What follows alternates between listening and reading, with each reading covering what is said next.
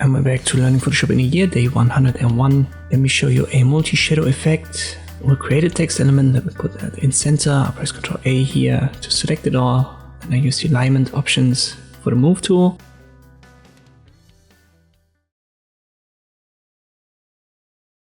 Now right click on the text layer. We use our blending options again.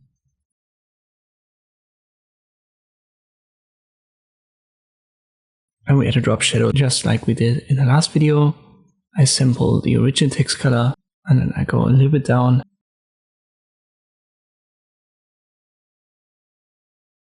Important is the distance. You can left click drag for the angle and distance, but let me make that a little bit more turquoise. And then we adjust the distance here. Numerically, we'll make that 20.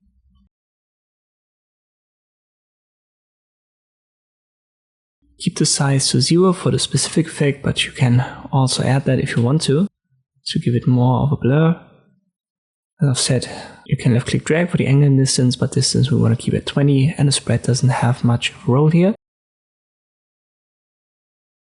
For the next one, we just add another drop shadow by clicking on the plus sign, then activating it, so check the box, and we adjust it to 40. And I want to make that more greenish. And again, I click on the plus sign to add a third drop shadow.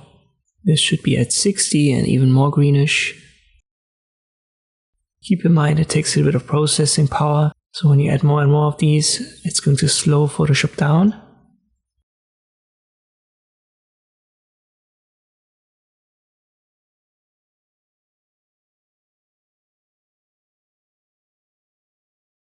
Here's the last one for me, the fourth. I'll make it an 80 for the distance.